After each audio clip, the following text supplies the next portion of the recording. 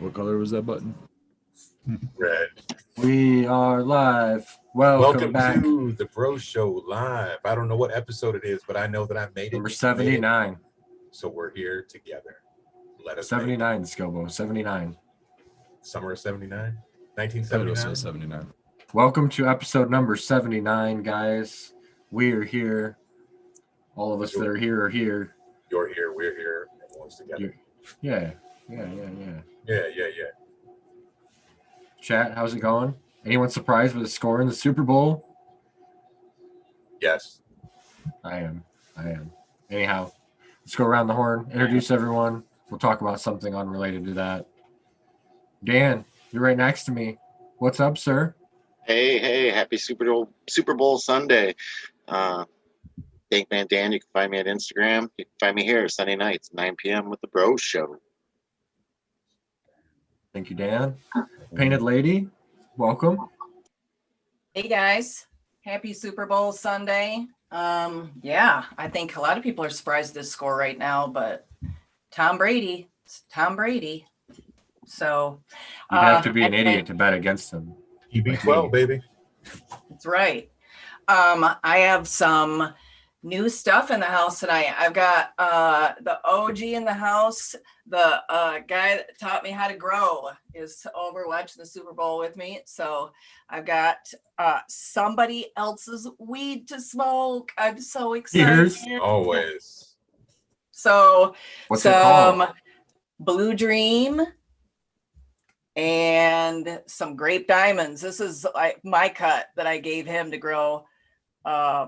So some grape diamonds and some blue dreams. So I apologize in advance if I can't put two sentences together because I've been smoking a little bit today.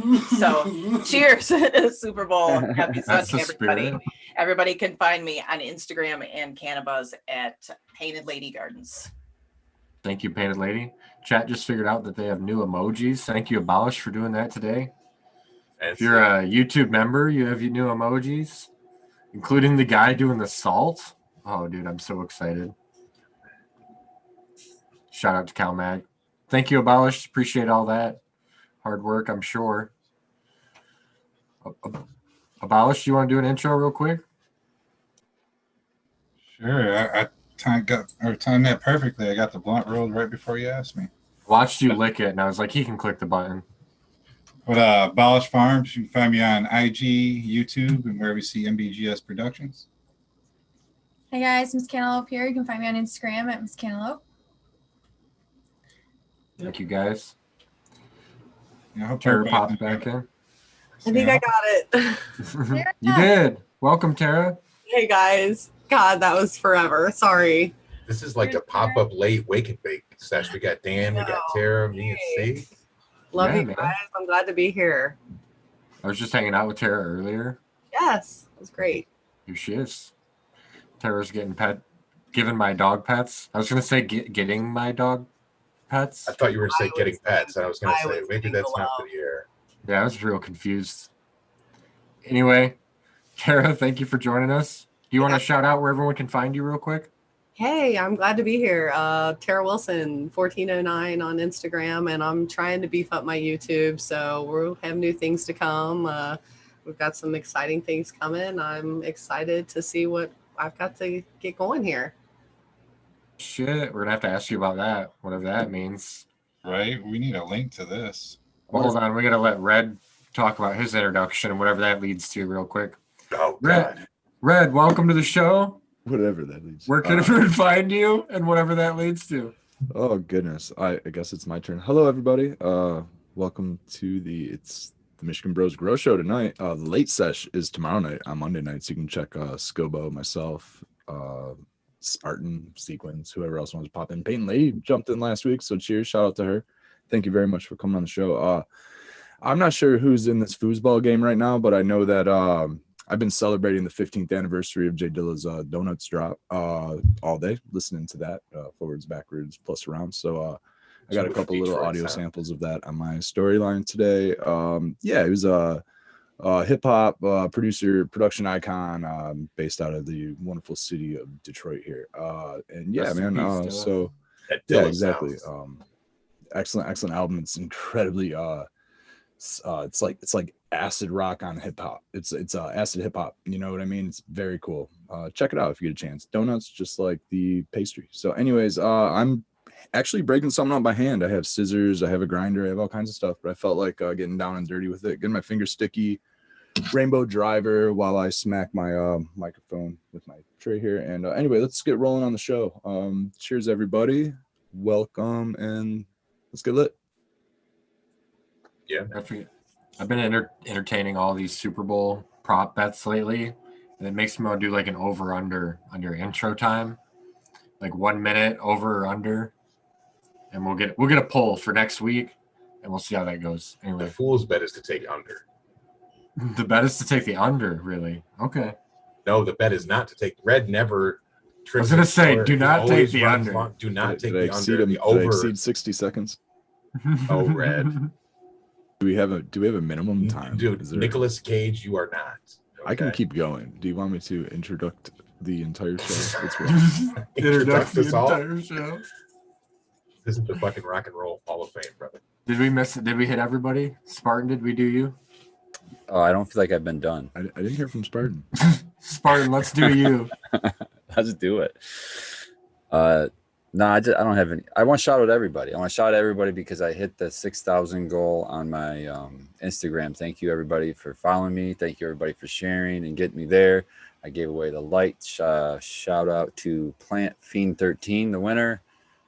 They're getting laced up with new lights and genetics. And Yeah, man. Okay, they're hooked up. So I'm glad. And I got a nice message from them saying how it like made their day. And they really appreciate it. They're in a bad spot. And so this is going to really help them out. Yeah, So that's cool. cool. A big ass fucking light and a bunch of genetics. That's definitely got to be a good day as a grower, I'm thinking. Yeah. Things are looking up. I wanted to joke if it was an OnlyFans account because of the other giveaway that Lorda Flux had or whatever. Loralux. Yeah. That's so funny. Well, we still got to do an intro with Dan, too. We haven't let Dan speak yet, have we? Or am I Dan, just did you high get already? to do your intro? I don't know if we've done Dan. I was the first one. I thought he was the first one. Yeah. Dan let it off. Such a Wow. high We did Jeez. everybody except for Fuck yours, Scobo. Dude, it's 9:08 Fine, p.m. but I I'm don't- Skilbo 1. There you go. Let's rock and roll. I fucked this all up. Let's ride. I'm Sequence. Check out our sponsors. 2020. Wait. Mendocino. Did Abolished get a sign in though? Swap He was, bot. he was the second one. Yes. But what about Spartan? Check out that. Somebody choke Wait a Red. minute. The We're all Michigan big. one, I'm not sure. Hey, shout out to the Michigan Bros Grow Show Instagram account that we never ever Yeah, shout man. out. But Shout we've out been to- shouting it out, so now it's the sometimes mentioned MBGS anthology. If you like the show, check out the show stuff. You might like some of the other show stuff. Something for everyone. Is that pretty good? Miss C didn't seem sold. That wasn't very impressive. Check out our merch page. It's in the description below this. And Easy Swap Pots. They got their new shirts out this Ooh. week. It's looking pretty sweet. Got it. Right here. Red's wearing one of the OG shirts. So if you want one of the shirts that Red is wearing, you got to contact me directly. It's the only way. Throwback. First release. Issue No, number those are the second releases, bro. You ain't got Yeah, you ain't got that's the the OG second OG. release. I'm not hip at all to what's going on. Only Scobo has the other one. Yeah, me and Sequence got him. He made him when we first started the show, man. Oh, So, okay. I know what you're talking about. Yeah, that's right. How to find you at places like the Clio Cup, like I did. well, it was Like cool you because did. he It was had like the put, first release, the second release, and then the third release is what you have actually. this is the fourth release now because the second release was the one at the grow off. The third release was the other merch that we had through Come on, Streamlabs. Skilbo, This is the fourth one. Fair. Let me slow you down. Let me just back Skillbo. You got to chill out, man. You're gonna be Too memed high? again. You're gonna be memed again with all these releases, bro. Good Oh point. man, You're You know how it releasing too goes. much and too often. there's no such thing as too frequent or too much. Too quick and too fast. Now we're back to Nicolas Cage and fucking Gone in 60 Seconds. It's your cue, Painted Lady. And you're muted. Oh, you're Perfect. muted. Perfect. Oh, my space bar didn't work. I was gonna take it, but I missed it. Sorry, my bad. I'll be quicker next time, guys. It's all been ruined. No That worries. was ring- you gotta ring That's in quick. sufficient. You're gonna take it. That's sufficient. The timing wasn't there. I blame my space bar. I tried. I didn't have any space. Chat, we'll get this together. Do over, do Or over. we won't. Either way. I want to give a shout out to Concerned American for already hitting the like button for us. You didn't say whether it's the like or the dislike button. We'll just assume that it's the like. That's all right. Just click one of those, one of these. Click one something. of those. Yeah. Do me a favor.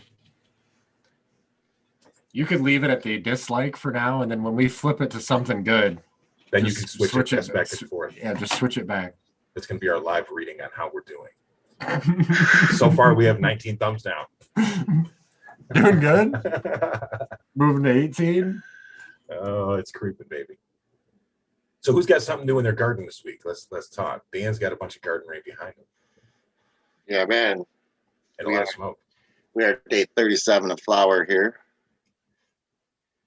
To my right here is that nice caramel punch. In a 20-gallon cocoa. Rocking underneath that X6 Growcraft from Chilled. And then there's some various other strains back there. Some Mac 1, some Divine Storm, some Platinum Kush Breath, some Dirty Kush Breath, some Blueberry Sunset. Sounds good, man. Yeah, lots of strains back there.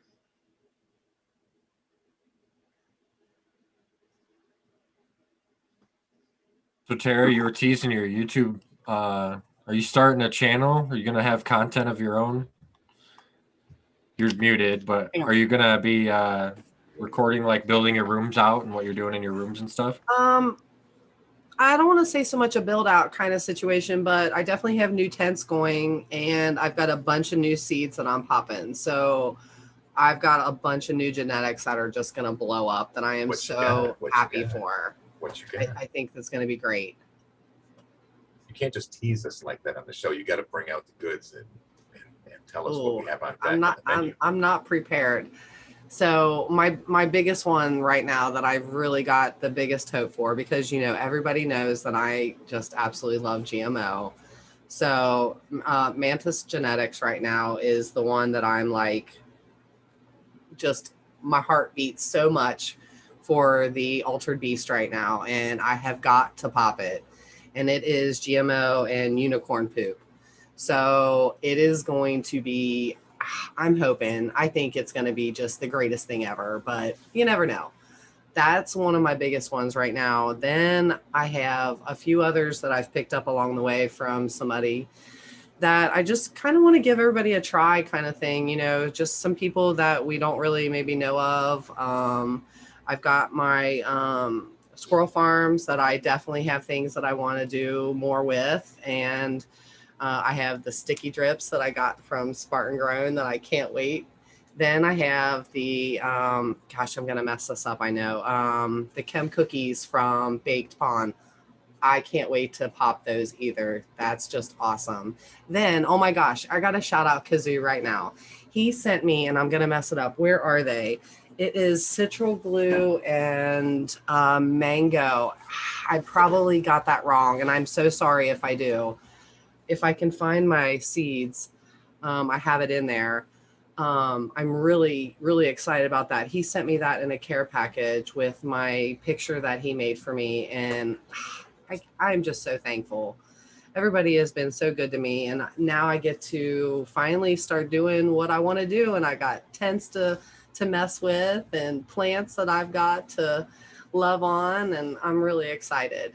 It's the best feeling ever right there. Yeah, it's totally, I can't feel better about anything in my day unless I'm touching plants, and right now my day consists of that, and I love it. I can't wait to when you get started so we can criticize all the stuff you do in your grow. And I know. I can't wait till you start critiquing me. We know you know how to trim now. Okay, so here they are. It's Citral Glue Mango Femmes from Kazoo. And thank you so much. I cannot wait to pop these.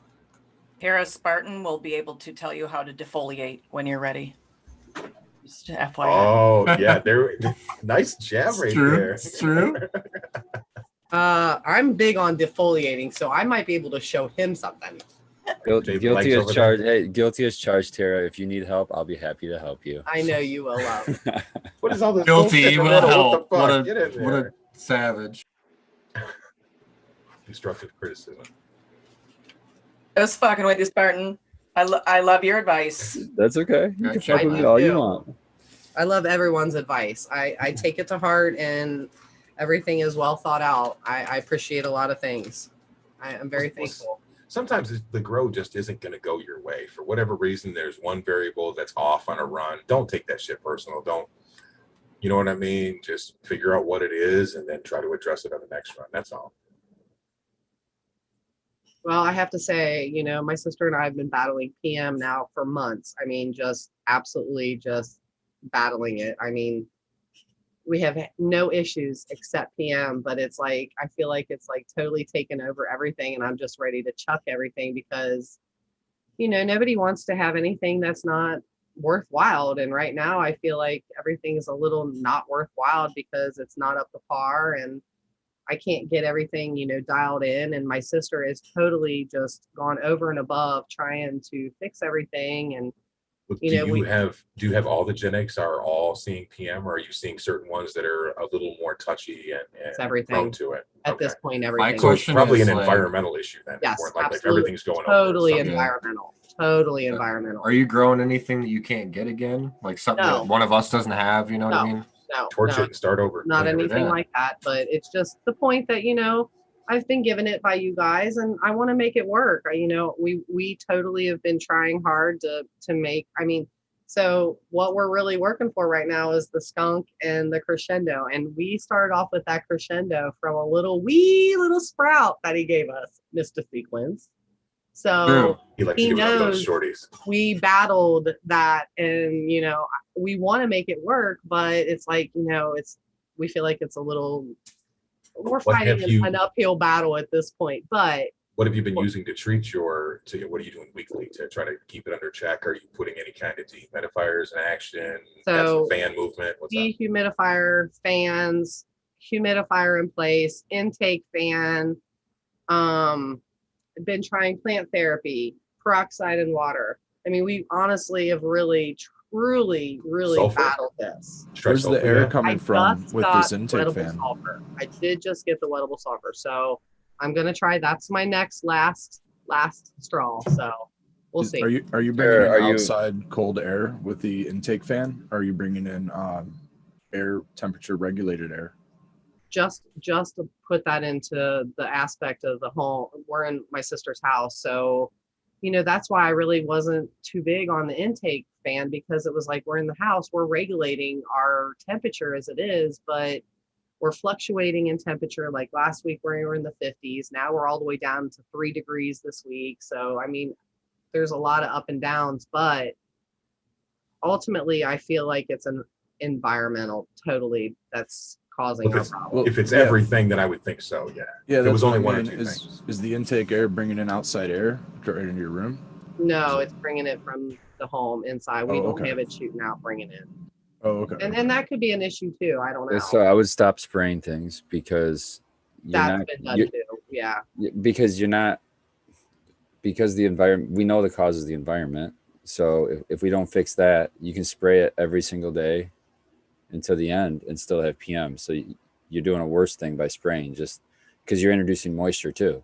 hmm So I would stop spraying. I would leaf strip and then Rid of that address humidifier too. the environment. And if the environment can't be addressed, then yeah, start over. But you got to build out a space and just address the environment, because you'll forever battle it. There's not. I mean, you can do whatever you want to try to eat up the PM that's there, but if the environment's right for it, it's gonna always take hold again, and you'll consistently battle it. So you really have to address the root cause.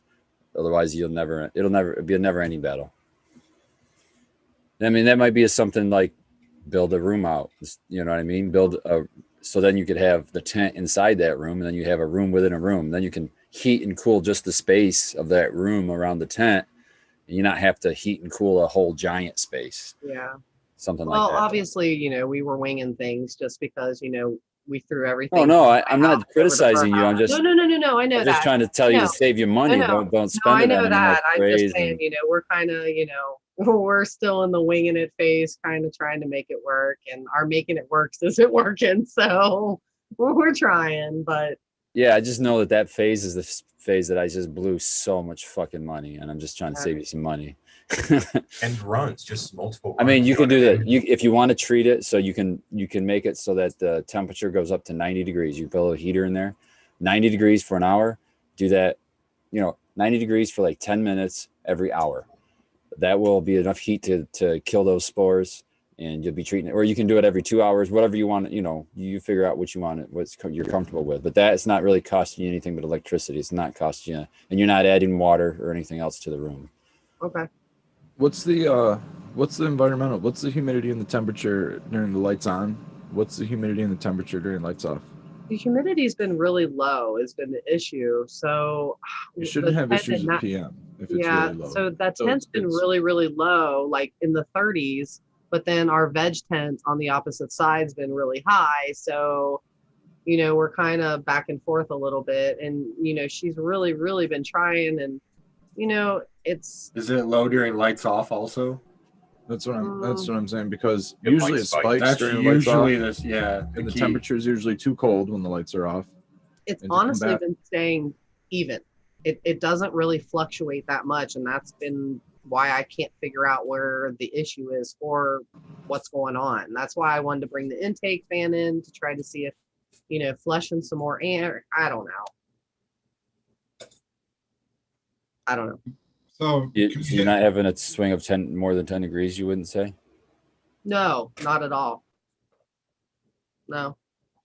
See, the whole PM thing confuses the shit out of me with the moisture deal, because I keep my nighttime moisture is like 65-70% humidity, and I keep my temperatures up. I keep my temperatures between 72 and 78, 75, 78 degrees probably at night. I mean, they're probably 76, 77 is the air temperature during the day, maybe 78, but like surface temperatures in the 80s, 82, 84.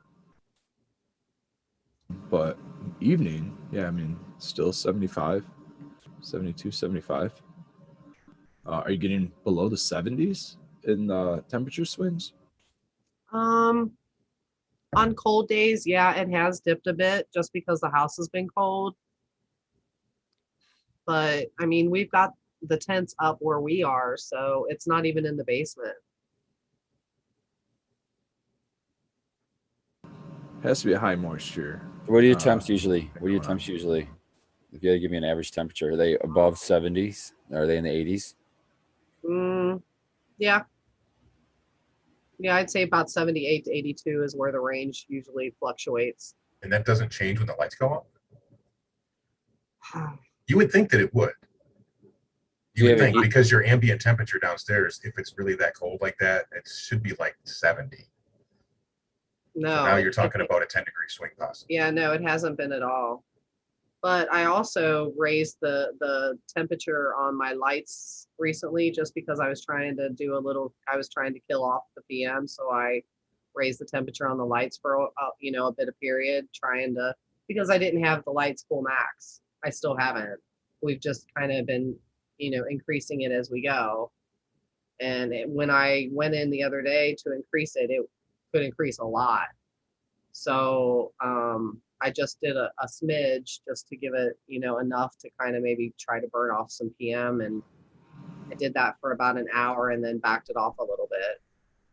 Well, everybody in chat's asking about airflow, so we got to answer the airflow question. So yeah, definitely.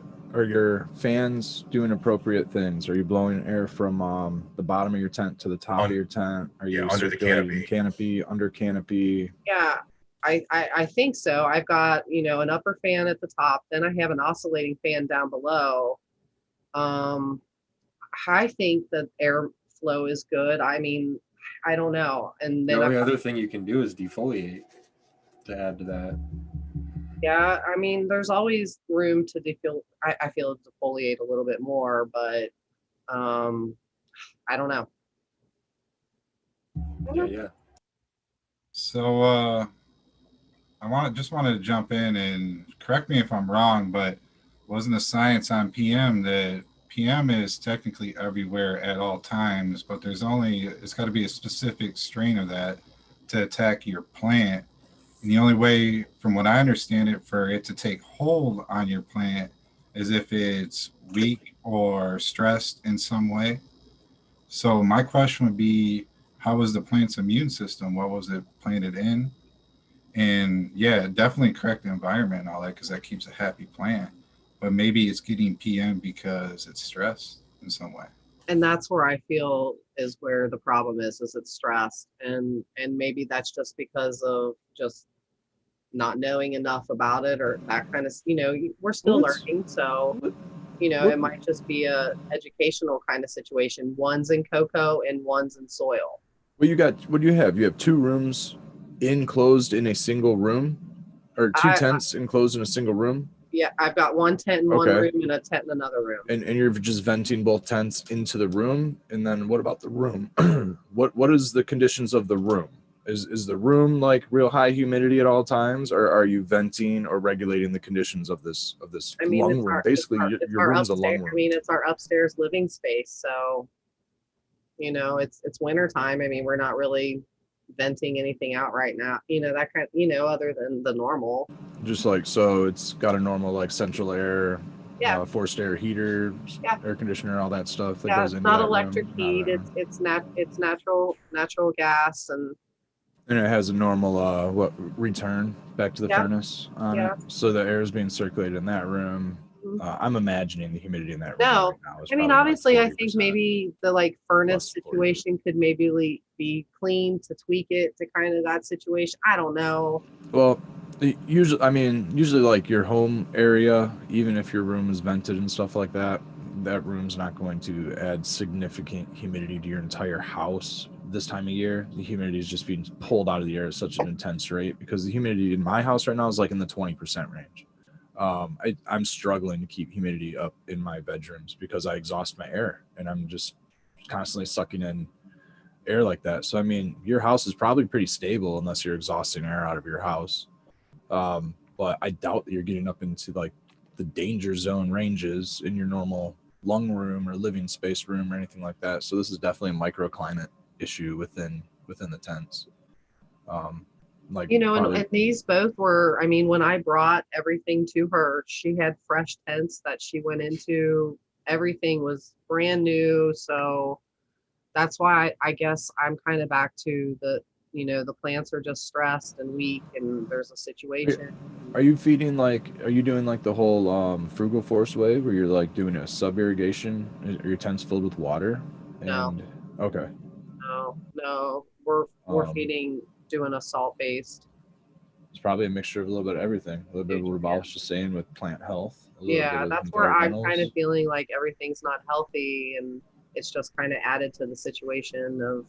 Do you do a lot of spraying? I mean, spraying your plants adds a ton of moisture and stuff to your plants. And I mean, if your lights kick off while they're wet, good luck letting them dry. I mean, we have sprayed. I mean, we have been spraying every other day just to try to get rid of PM. So yeah, that could be an issue too, right there. That might be. But like I try to almost never spray my plant. I mean, I talk about that a lot. Tara, if you start a new grow, I would encourage you at least do just one plant in a sip container with M3 soil and just see how it does with everything else. The one is in M3 actually right now. Is it in a sip container? No, I've got it in an easy swap pot. Okay. The thing is it's like that peat, the way that it holds water, so the sip basically allows the peat to have access to water for such a long period of time that the peat never really dries out. It's always pretty much at a consistent water moisture. And that adds quite a bit of moisture into the room too. So it would help you there with the moisture. Okay. Yeah, I'm pretty excited for your new setup because it sounds like you're doing all new seeds. You're getting a new setup there. I think that's the answer right there. Just you probably started with other people's problems and then you just weren't able to handle it in that brand new setup that you had. Maybe, but I mean, I don't know. I don't think, I hope it wasn't that. I mean, I don't know. It, like I said, I think it has to do with a lot of just not knowing on my part. And, you know, like I said, my sister and I are learning, so trial and error. So we gotta, Something you may be able to do is you may look into like one of those Inkbird things where you could plug in both a humidifier and a dehumidifier, or a heater and an air conditioner, and then set your parameters so that you know you don't get out of that buffer sweet zone. The okay. reason I say that is because you're spending, let's just say that you're spending $100 on a pack of beans, and then you've got all of your soil, you've got all your nutrients, you're running electricity to this tent and everything else, and then you get to a certain point and you can't bring it to fruition. You have to scrap the grow because it's got PM on it or whatever. I'm not talking about slinging this. I'm just talking about having smokable product for yourself at the end. Right. So a couple of tweaks right now, since you're not going to be changing that situation anytime soon, may be the answer for you. Sounds like you have some of the raw building block materials to do it. You just need the controller to help you stay in the parameters. Yeah. Well, we could talk about how we all condition our environmentals and stuff, and how to prepare for this stuff. So, for example, I make sure that my air conditioner, the temperature changes. I have a digital air conditioner controller that 15 minutes before my lights go off, or maybe it's a half hour before my lights go off, not only do my lights dim down a little bit, they go from 100% down to 60%. That'll partially like begin to cool the room. But my air conditioner goes up in temperature, so it stops kicking off and the room starts to like heat up. Heaters start to kick on once the lights go off. I have heaters that are set on photocells, so the temperatures are different between day and night. Sorry, I'm trying to clear my throat. Same with humidity. That's on a photocell controller, so the humidity can be controlled between day and night. And then the air conditioner goes down, but it also is still set to run and kick on even at some temperatures to help remove some of the moisture out of the air. How about anybody else? I was reading chat. I think you pretty much covered all of the things that you need to do to solve the problem. I think that the main starting point is to have that 24-hour monitor so you know what your nighttime humidity is and start from there. That's just a $10. You can get a simple little, it'll tell you the relative humidity and the temperature for the day, and it'll tell you what it's been for the last 24 hours. That can be really helpful. Because really, the thing is you don't have to have a shitty ass environment. I used to battle PM all the time too. It only takes 2 or 3 days of something being screwed up. So let's talk about, because you're in a tent, I'm going to assume that your dehumidifier in there is not in fact plumbed with any kind of PVC pipe to drain out. So what happens if you forgot to empty your dehumidifier that's in the tent, and now when the lights go off, it runs for 5 minutes, but now the bucket's full? You could be fucking yourself. You know what I mean? So simple things like that you can do makes a big, big difference. Well, not only that, I mean, if you think about that, you're just keeping the water inside the tent. You're not really getting rid of it at all until you physically take it out. It probably is best to somehow maybe even put a little hole and try to evacuate the water out. I mean, it's not really evaporating and going off. I mean, it's still being contained in the bucket source. So if you can put a lid on your bucket, maybe that would help also, so it wouldn't at least evaporate back out into the atmosphere of your tent. True. Put a little hole in it and let it drain into the bucket. We say all this because we've already battled this bullshit before. At least I'm speaking from personal experiences. I'm telling you, somebody in the chat just said a minute ago is that PM can be like a great humbling, and it'll make you really start to second guess yourself. To go right past that one, Scobo, I've gone from one grow room and built second grow room, battling one issue that I had, discovering other issues in the second grow room, having to then build a third grow room. And this is all like over time. And then like when the time comes to build a third grow room, you think that you're going to solve what issues that you had in the second and first area, and then all of a sudden you'll run into a third issue, and so it takes experience of building lots and lots of grow rooms and going through all of these different environmental conditions and all these different environmental like ways of controlling these conditions. A lot of it is automated controlling. It's the best is to automatically control most of it, unless you can actually be in your grow room doing things like opening, venting, fanning, and doing all this stuff manually. Yeah, we're generally the weak point is the people, the grower, especially if we're stoned. And I believe we have a new member joining us, making us a solid 9. I like the number 9. Lettuce grower. Macho Man. I want to see the Macho Man again. Macho Man What's that, lettuce Dan? grower. Yeah. What's up? What up, Stabby? What's going on, bro? Stabby. Cheers, man. Fucking big lettuce coming So is in. that Big what's your lettuce. lettuce of choice, Stabby? Is it iceberg or what? Arugula. That's a Mac S1 behind me. Okay. Well. He's a devil's lettuce kind of man. Yeah, that's like week 4, end of week 4, week 5, something like that. I can't remember. It's been a blur of a month, dude. Yeah, man, and it's just starting too. Yeah, we're only 7 days in, Stabby. I forgot it was February. See, you're all fucked up. You would not believe. Well, regale us with your stories. Well, the most recent thing that comes to mind is what I was listening to on my way home from work. I was listening to and shout out to the Cheap Home Grow Show. Matthew was on there. They were talking about IPM, and one thing I just wanted to point out, like when you are having issues with your plants, with pest, or with in Tara's case, I was listening to a little bit of it. She's having some PM issues. You don't always have to spray for war. Like a lot of times, if you are spraying your plants, try to get like something beneficial in there. In Tara's case, I don't know if this would help necessarily, but one thing that can help keep a powdery mildew spore from germinating is actually increasing the calcium uptake in the plant, like so that the pectin in the cell wall will get replaced with calcium, and it helps prevent the powdery mildew spore from being able to penetrate and germinate on the leaf surface tissue. Or at least, according to my personal research. Do your own out there. I am not an expert by any means, people. So, don't take my word as gospel. So basically what Stabby's saying is, you can feed amino acids, and that will help the uptake of calcium. Also, silica is another one you could feed. If you're not using silica and you're in cocoa, I would really recommend a silica, monosalicylic acid. One thing you could do, and I don't remember off the top of my head if powdery mildew has a problem with high alkalinity, but if you get yourself some... It does. It needs acidic conditions to germinate. Yeah, so... That's what the silica is for. Is the silica will also here's what you do. You get yourself some purified water, distilled water, whatever, the purest water you possibly can get, and add your potassium silicate to the water.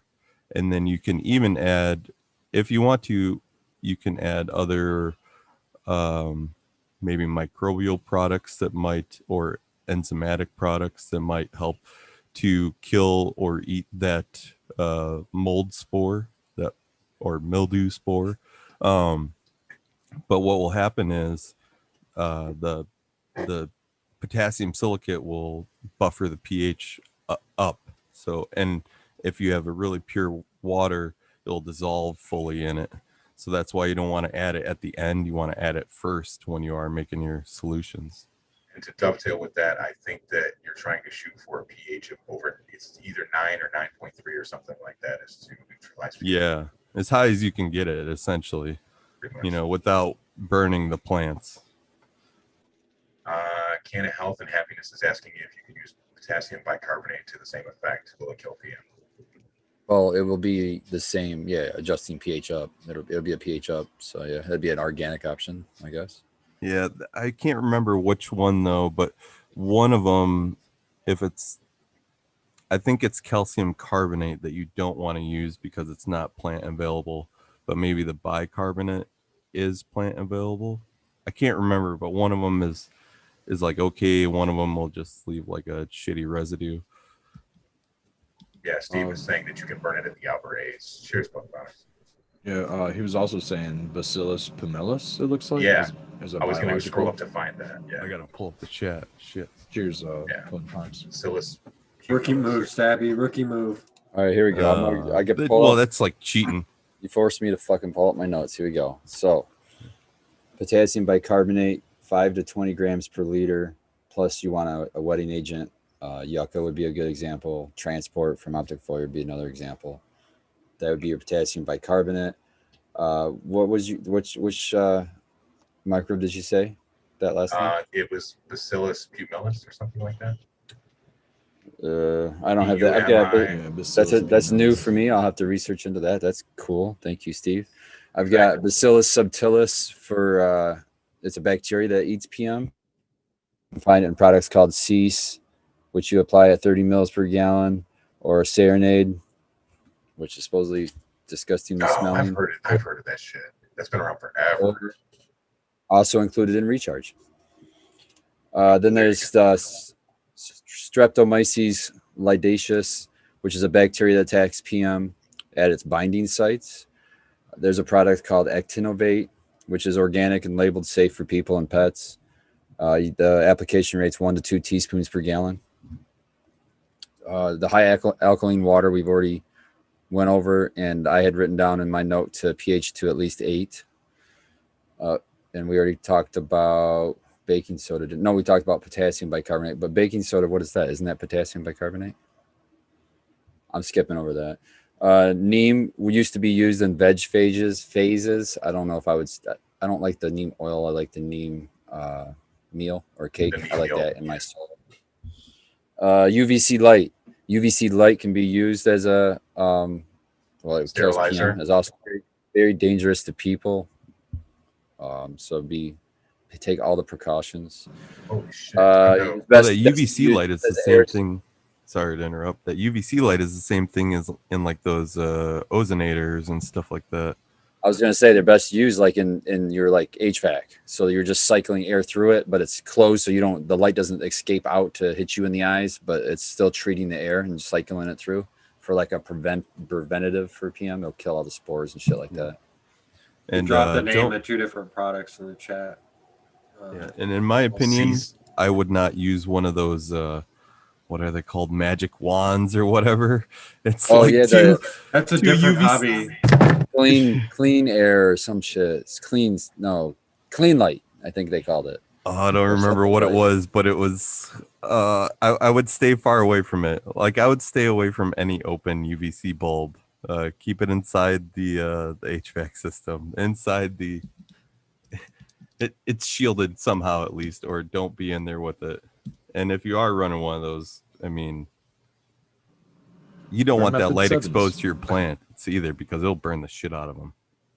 And then the last thing, just to get through the breadth of my notes, I guess, is trichoderma. So I was reading the study. The presence of trichoderma in plants rhizosphere. So that just means it being present in the root zone.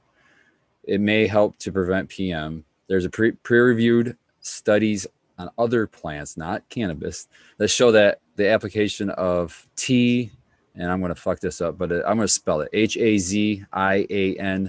I'm not even going to try to say that. In the soil resulted in a 75 to 90% reduction of powdery mildew infection on the leaves of plants.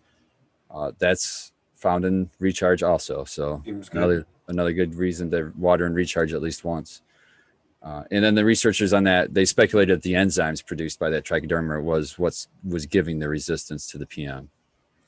Oh, and then this is the really important stuff. This is just I wrote this down because this is the conditions in which PM spores can germinate. So if you can operate outside those conditions, you should be okay, right? So here they are. PM spores germinate in, what does it say? Slightly acidic conditions. So that's what the whole attack with going high pH is. And with temperatures from 64 degrees to 75 degrees Fahrenheit. That's why I was asking Tara if she was in the 80s, and she said she was. So that kind of surprised me. I'm still guessing that you dip down below into the 70s sometimes. But anyways, that for the conversion to Celsius is 18 to 24 degrees Celsius. I'll shut up now. One thing I like to use on like a small scale or a hobbyist level, say you have a small tent like a 4x4 tent or a small room, I like using those radiator heaters, those hot oil heaters, and I even have mine set on a timer, so it only runs while my lights are off and for a limited amount of time while my lights are on. And I just regulate my temperature like that with that and an exhaust fan. And I stay between was it 76 for my nighttime temps and like 84 for my daytime temps. Or my lights on, lights off temps, not daytime, nighttime, because I run reverse. Yeah, I try to make those numbers as tight as possible. I mean, that's my goal. But I can't disagree with anything you said. I like all that. I'm a big fan of those radiant heaters. They seem to hold temps better, and I love the idea of having it on a timer. I was even thinking of having a separate little small space heater. I need to get a monitor. I want one of those Well, I was monitors. gonna put it on like a thermostat controller of some kind, but I was like, I already have a spare timer just sitting here. I bet I can figure it out, time it right, and maintain my temps. So do you that way. time it to kick on before the lights turn off, or do they kick on? It kicks. Let me think about that. I believe it kicks on half an hour or 45 minutes before the lights go off. Yeah, that's perfect. That's what I was going to suggest, because that's going to eliminate that spike right there when the lights come off. Because it's like preheating the room. And then it comes on for, I believe, like 2 hours in the middle of the light cycle, just as kind of like a little boost in the heat temperature. And I was thinking kind of like mimicking the middle of the day for the plants with a little bit of a higher temperature, and then it starts coming back down, and then before the lights go off, it kicks on. Yeah, Terry, one of those oil heaters. Go ahead. What? I was gonna ask Tara real quick because she has my skunk one, and when I ran stuff outside this year in the greenhouse, I had one orphan strain that I took in. I think it was the Cookies and Chem. Cookies and Chem, yeah. Yeah, that one turned completely white from head to toe, and everything else in there was completely resistant to the PM, and the skunk one was one of them. Did the skunk one ever get any PM in that environment? Do you mean to get PM, or do you mean it literally turned white from head to toe? Or because that could be a pesticide. No, it had powdery mildew. Oh, okay. Head to toe. Yeah. So the skunk doesn't have it as bad as the crescendo does. But both has it, just the crescendo has it the worst. And it's filtered over into my garlic punch tent of veggie. So, and the GG4. So. How was the GG4 when you got it? Like, you didn't have any problems with it in the beginning, right? I'm Nothing, making sure my shit wasn't the time bound to set it off. No, everything I had was clean. I quarantined it. I did everything you were supposed to. I really feel like it was just like, I mean, it's an old furnace. I mean, it's an old house. My house is old that I had it in. It was in the cellar. So I just think there was a lot of components that have gone together, and it is what it is. So. That's a great excuse for you to pop new beans, man. Yep. That's the best excuse you need right there. It's like, oh, you want to be fickle? You want to show the PM? Okay, cool. What didn't show it? You're staying for another round. Other than that, let me go dig through this library again. But, the other thing is, though, is, I could pop 6 new beans and this all happen again. So that's going to tell me it's my shit. Well, then you would start thinking that you need to start taking apart the ductwork and shit and cleaning that. As I was saying, just do a new space, solve the problem.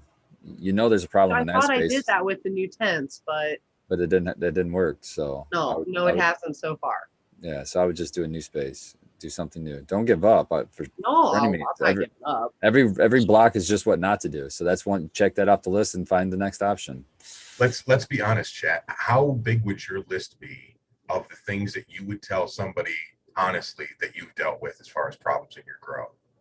If you've been doing this long enough, you will deal with a lot of bullshit, man. Do not take that shit personally. Don't start pointing fingers at everybody else. It's just a learning experience and a chance for you to try to kick it up to another level. If you haven't encountered stuff, you've just gotten lucky, because it will all come up sooner or later. I think it just makes us all better growers, because it just makes us learn. Well, why do you think I haven't? I'm sorry to cut you off. Go ahead. No, go ahead. No, I was just going to say, why do you think I have notebooks over here with shit like that I just read off? You didn't write it down for fun, did you? Yeah, I didn't do that because I just was interested in powdery mildew. I did that because I thought you did it for content, bro. Yeah, I did it for content. Yeah, there you go. 10 minutes to hash time, guys. 10 minutes to hash time. The caveat on that is those are all great things for indoor. When you're outdoor, you're kind of just winging shit because you can't control the outdoor, man. You can't control the environment. Which seeds is Red Run again? The ones that didn't get powdery mildew outside. Sequence, did Yeah, you I'm say probably not that putting Rainbow glue was Driver outside this year. pretty resistant? What was that? Didn't you say citral glue was pretty resistant? Citral glue is very resistant. Glue in general is pretty resistant to PM. I'm not surprised to hear that Crescendo had some trouble with PM because it's a cookies cross, and those are less resistant to everything. They're more How about my girl, the Mac One? How did she do outdoor Sequence? amazing, dude. Of course she did. That's what Mac it One did. didn't have a single show of anything. Oh, that's one good thing about it. It's She's a fickle good in every girl. other way. It didn't It shows yield, track but home. it didn't have any problems. It was actually very, very much identical to the indoor as far as the density and the quality and all that stuff. I think someone keeps knocking on your door. Somebody wants in. My door? Every time you talk, I can hear. Probably just me moving my body Open around. I was like, you can't hear him. He's got his Like headphones tapping on. a foot on the Yeah. There's table thumping going on somewhere.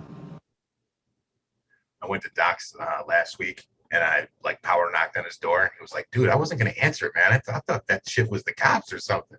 So, all right, next time I come through, I'm going to put the special knock down. Yeah, geez, man. You're old enough to know better than that, Scobo. I knock with authority, though. Jeez, man.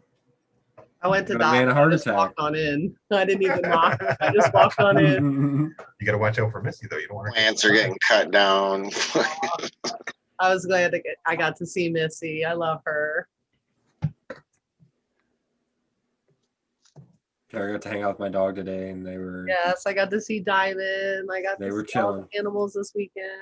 I made my rounds this weekend to some people's houses. I got to sesh with some people and share some good times and laughs. It was a good weekend. I'm really impressed that you made all that running around, Tara, because we actually got a snow drop on us this weekend. Well, I didn't know that all that snow okay. came up this way because where I'm at, we got a little bit, just not that much. And so when I started off this morning, I was just like, whoa. Like Streets yeah, we got a lot. covered. snow we've had.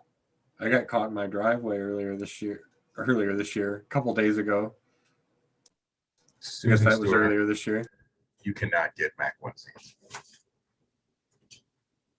I mean, you probably can, but that's not what everybody's working with right now. They're working with a clone over You can probably get like S1s or Right. crosses. Well, yeah, but not the one that everybody's talking Yeah, you're not gonna get them. Yeah. Well, I don't know if there's any seeds out there of the original Mac. I guess. Well, that was just Miracle Alien cookies and the one that he kept. Right. Doug said no. So that's why you can't get seeds of Mac 1. It's because Yeah. it's a specific pheno. Just as But yeah, you can breeder- buy breeder Mac or whatever. seeds or Mac V2 seeds. It's just, it's a clone. It's just it'd be like form cut Girl Scout cookie. It's just a clone. So like all the these seed breeders sell Mac blind. S1 that Ethos offers, for example, or I don't even know if he offers it yet, but it's a part of his multi-pass. Yeah, it's not a for sale thing. Yeah. So that was a Mac 1 cut that he got and reversed and made Correct. seeds. Selfed it, yeah. Yeah. And you self- grew that, right, Sequence? You did actually flower that out? Yeah. It grew. And It was what- nice. How similar was it to the cut? Not similar at all. There you go, folks. There In you any go. way, actually. It was the flavor profile wasn't similar. It was several times larger than Mac 1. It was less like showy, less frosty. Not like way less. It was Like faster still, veg, I'd imagine. still really good. Yeah, vegged a lot faster. But it So wasn't the weird. Mac. Yeah. I'm still running it. I like it. Yeah, I think it was it's cool. great and it's pretty. All three of you are. Dense as fuck. So I mean, you can't go wrong with it. I don't think. The- And it was way easier to grow, less finicky than caps. Way quicker. And yeah, I'm keeping it. She's staying in my garden. I like her.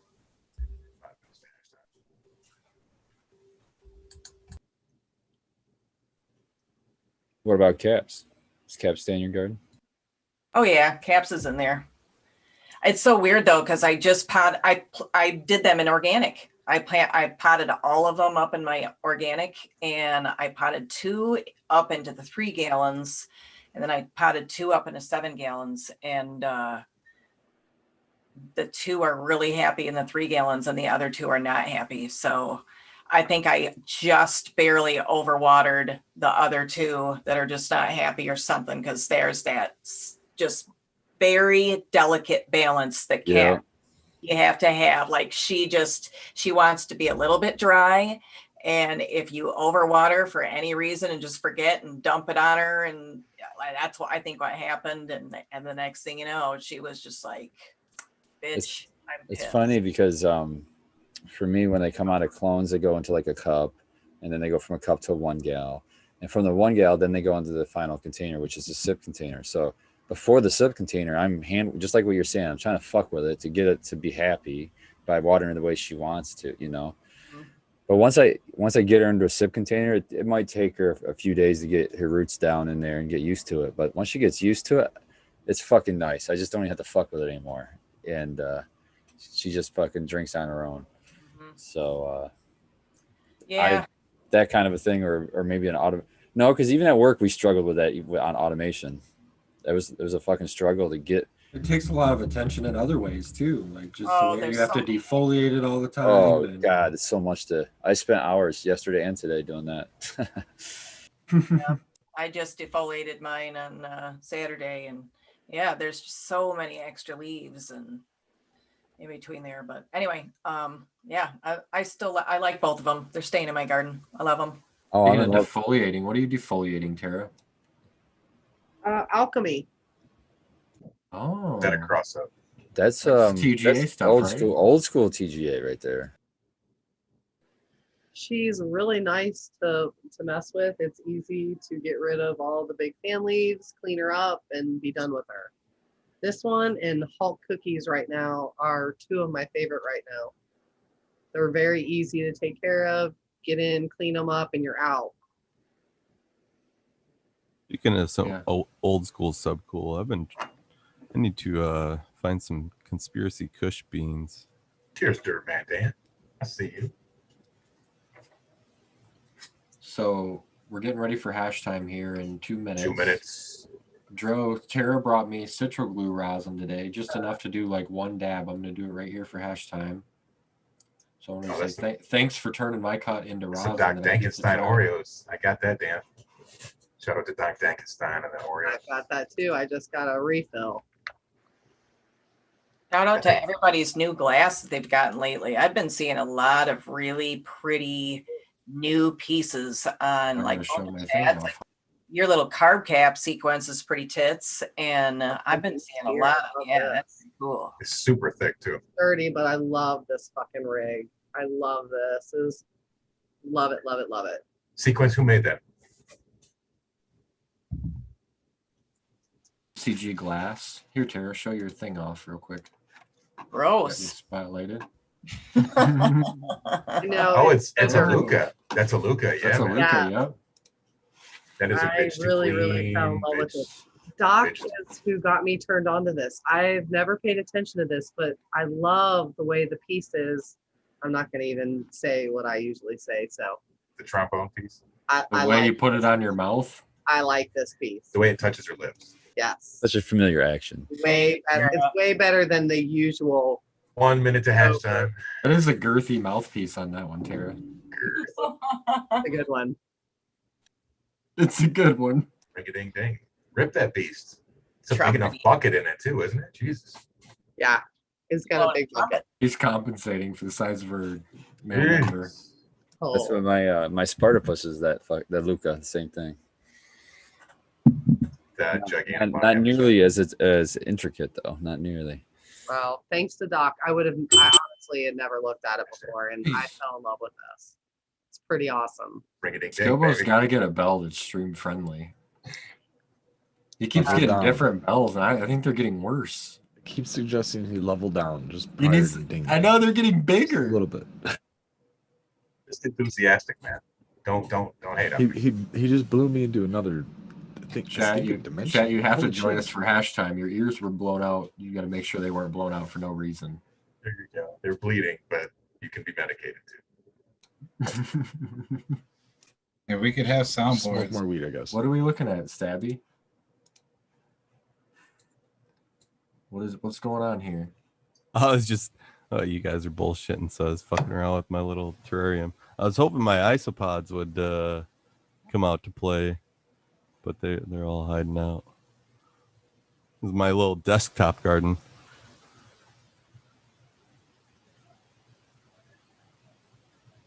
The hobby never ends, guys. I don't see Yeah, any fucking man. weed, Stabby. I don't see any Yeah. fucking weed, What's man. up? So do you, you have know those what? springtails Hey. and things like that? Hey, you see this leaf litter back here? What do you Are think those? this is? What the hell is that I'm seeing coming in the camera? Are those some tongs?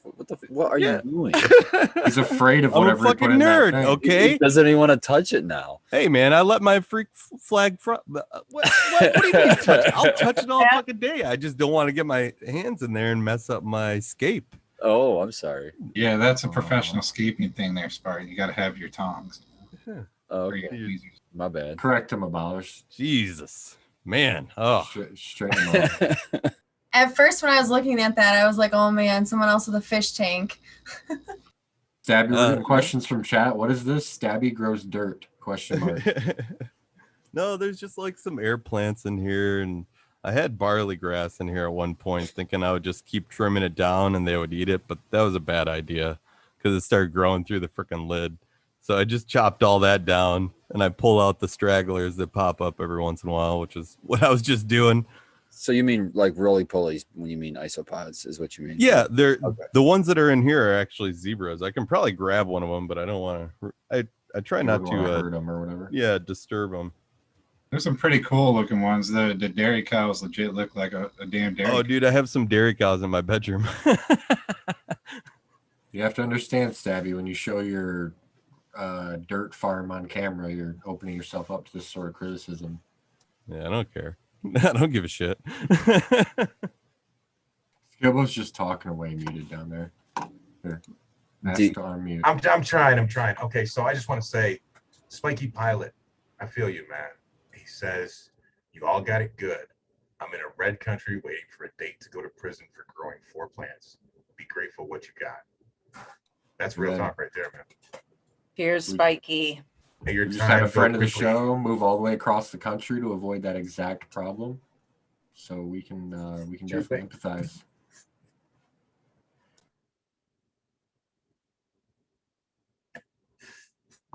$204 people watching. I didn't fire up my hashtag bowl yet, so I'm going to do that of the Citra Blue. Very, very excited. Well, I can yak a bit.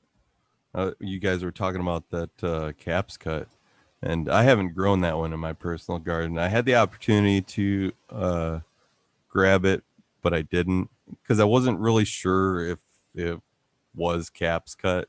Like I trusted the source at first, but I don't know. He turned out to be kind of sketchy, so I'm not exactly sure if it was actually caps cut. And I do have a legit cut of the Mac S1 though that I'm growing because my buddy has a multipass, so I know that that's legit, and that is I really like it. Like it's turning out to yield awesomely. Actually, like I should have trellised it for sure, and I didn't. I thought I could just grow it in a pot because I'm like, it's not gonna stretch much or whatever. I hear a lot of people saying it doesn't really yield much, but man, it got some pretty good stretch and really good yield on it. It's definitely very interesting because the Mac doesn't have those same traits, right? But it's obviously in the genetics. Yeah, it's in there. Like I talked to Colin about it in the comments on some Instagram post at some point, and he asked me about my Mac S1, and he said that there were a lot of phenotypes in the S1 progeny of the seed line, which I thought was pretty interesting considering it's a selfed thing. You would think that there's Think about it, would be it'd be less, but No, well, it would be similar to an F2 though. So in an F2 generation, it's more, you see more of like the grandparents showing up. That's why, for example, in my Velvet Punch, I'm seeing that short GDP looking plant. No, if it follows other I mean other things that I've learned from just like nerd breeding hobbies, like what's going on here on my desk. Uh I think only roughly like maybe 16% of the S1s would be true to like have that double recessive trait or whatever uniqueness was going on with caps cut, I see and what you mean. be Yeah. and then from that like roughly 16% or percentage of them, if you were to S2 those, or you know what I mean, like if you were to take it a Right. second generation, then you could get some really true to form like replicas of caps cut, but you'd have to do the selection Right. process correct to begin with. So like really the only person who could probably do it is Cap himself. If Cap decided, oh, I'm gonna grow out some of Colin's fucking S1s.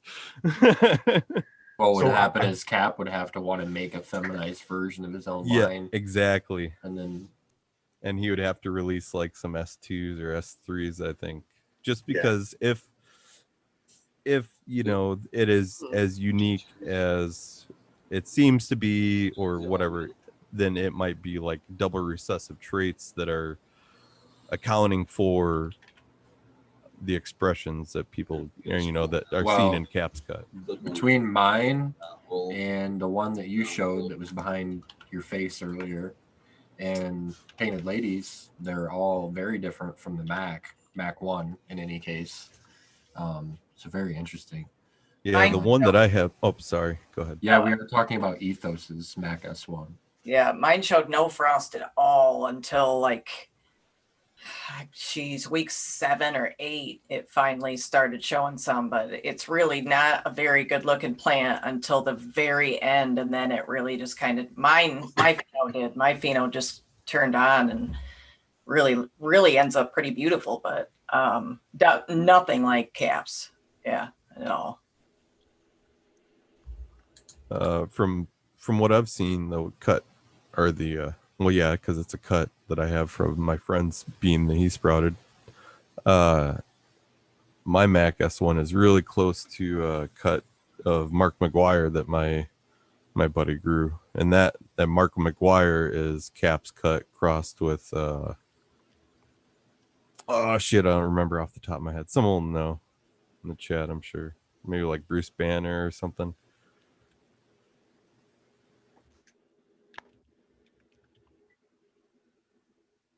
Hey, I want to jump in, and I forgot about this actually till just now. I got a question emailed to me, and I want to run it by you guys. Oh, sorry, I keep hitting my mic and I cut myself out. Okay, this comes from West C, and I'm just going to read the email. Just in case you don't see this before, or blah, blah, I'll skip that one. Can you all address the Delta 8 THC is what he's getting at. My wife purchased some 25 milligram edibles, 20, and claims she can definitely feel something, whereas CBD she doesn't, and uses a high milligram oil as a daily maintenance regime. I maintain that it's chemically derived and not from a plant, as in no plant is used to produce Delta 8, in which case it's just as bad as the folks who were pushing spice years ago. I'm okay being wrong, and if I am, I may even try it. The rub comes from the CBD store she purchased it from, and they assured her it was derived from the plant. Thanks for the knowledge bombs you continue to drop. So thanks for the email, Wes, and I can assure you it comes from the plant. It's like in the top 4 of how common it is to find it in cannabis, but it's always found in really low levels. But you definitely can feel high from it. It's going to be body buzz from the research that I've been looking at. Real calming. It's not going to be any heady effects really at all. And yeah, she should definitely. I mean, I've even heard tell of rumors of hemp farmers looking for hemp strains that are high in this to try to get a little bit of effect out of their flower. psychoactive effect. I mean, Before anybody explains it, will you remind me in production later, and I will go back and I'll pull out from the Brown Guy 420 episode when he talked all about Delta 8. He broke it down really, really well. If anything, I would send a link to his Instagram. Like, that's his thing right now. Yeah. It was, I think he does synthesize it mostly, but either way, it's still I think he's just distilling it. I don't think he's synthesizing it. I think he's distilling it from all the. Yeah, he's just working from with bulk, people's bulk product. material.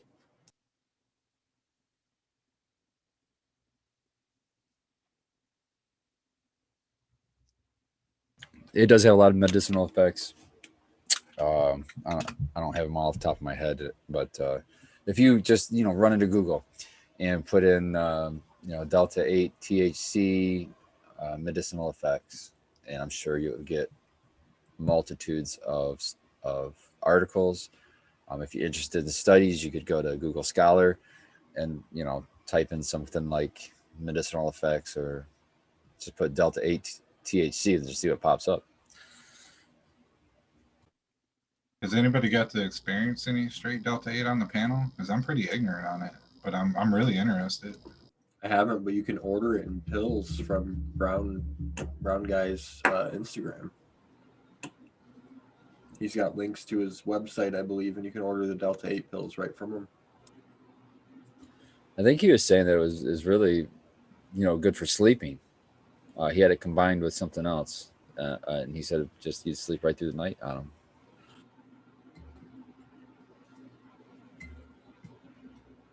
Which I wonder if you got straight, if it gives you that sleepy effect, if you got that straight Delta 8, if you completely stop smoking and you're doing a tolerance break, if you took the Delta 8, if it would still reset your tolerance to Delta 9, or if because they're so close together in form that it wouldn't reset your tolerance.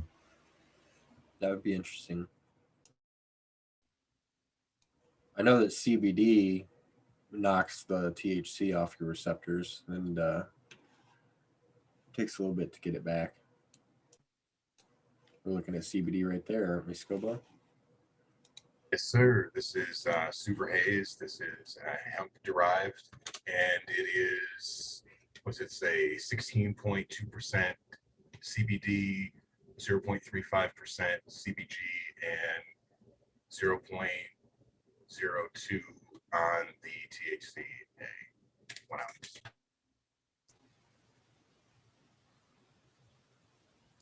Spiky Pilot in chat. I feel your pain. I had Agent Orange seeds that dampened off.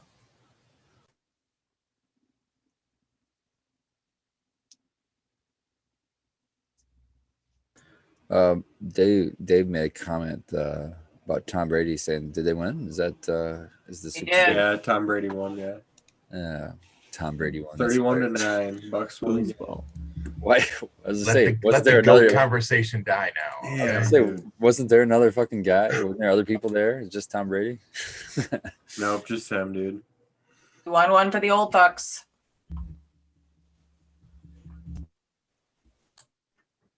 Crazy stuff. I had to represent Stafford today because I'll never, no more Lions jersey. So cheers. I've got one right behind me, a really nice Stafford Lions jersey. I feel sorry for whoever takes his spot. I feel so sorry for them. Jared Goff, man. Agreed. Yep, traded. Turn on the news. You guys talking about that silly foosball again? Yeah. Sequences like this. That's what I was thinking. Rather go back to talking about isopods. Roly bugs. Me too. I'm confused. What are they talking about? Yeah, I have a I'm just topic. joking. How about pot sizes? You guys want to talk about pot sizes? Sure. Yeah. What do you start with? So, well, I was more specifically on the aspect of, it seems like when I'm helping people and they have questions, if they're growing in cocoa, I'm consistently telling them to decrease their pot size. And if they're growing in organics, I'm consistently telling them to increase their pot size. I don't know if you guys experience the same thing. Yes, absolutely. Um, a lot of people who I know who are growing in like cocoa or inert mediums are like just putting it in too large of a pot. Or it's not necessarily a bad thing, but it's much easier to run cocoa, in my opinion, or at least in my experience. It's much easier to run cocoa and like just throw the pot in a flood and drain table or something, and keep the pot size small, and you can get some freaking massive plants. I'd agree with that. Yeah, and you get the I think it's you get the benefit of like some of our mom. This is where you see it the most. Some of their mom plants at Mechanico, man. There's like no hardly any cocoa left. I mean, it's just all root ball. So in cocoa, I mean, you can get that pot super small and still grow a massive plant, just like what you said. So you save so much time, money, effort. The weight of the pot. There's just so many factors that are so much easier on you if you have a smaller pot. You can still get a plenty big plant in a small ass pot in cocoa. And then you got that opposite problem in organics. People are usually coming from cocoa or something and think they can get away with a small pot. And no, all your nutrients is your pot. You got it all in there, so you need a big It's like your root. battery. That's like your supplies, or your battery, or however you want to put it, where you're not necessarily bottle feeding it, right? What if you just top dress a lot? You can do that too, but you better have enough biology in your pots to deal with that top dressing. Is that like maybe one of the reasons why people run into fungus gnats as well? Is from having. I think so. You know what? I've never had fungus gnats in my garden, and there's times when I'm watering literally every day, and I've still never had fungus gnats in my garden. But like I also take preventative measures, right? So I recycle all my soil. So you'd probably think that, oh, this guy's got fungus gnats. He just hasn't seen them. No, I have sticky traps fucking everywhere, and they're clean. Because those sticky traps are actually to be used as indicator cards, as so that what's in your garden. A lot of people try to use them as like thinking that that's some sort of like pest like management. Yeah, it's not. They're indicator cards, man. To let you know what's going on in your garden. Like mostly what's on mine right now. That's why there's a grid on. There's like some dirt and dust and some like a carpet beetle, like hair stuff from like your that. arm. Yeah, hair from my fucking arm. So I don't have any flying. Like sometimes I'll see like a drain fly on there or something. Just something random, like a house fly. I see more house flies than anything else on those fucking things, especially during the summertime.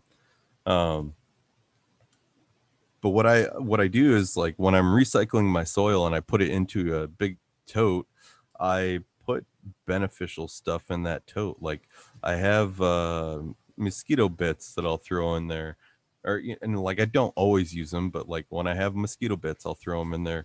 When I have certain types of, like, I'll release predators in there. I'll put fungus gnat predators in my vermicompost bin too. They really don't cost that much, and you don't have to seed your bins that often. Like I do it maybe once a year, so it's very minimal upkeep to just prevent that kind of stuff by boosting your beneficials. Sometimes they just show up in the worm bin for me. Yeah. Oh yeah. Like I started a worm bin before I started growing, and the first time I saw I think it was cucamaris or whatever, they were they're soil predator mites, right?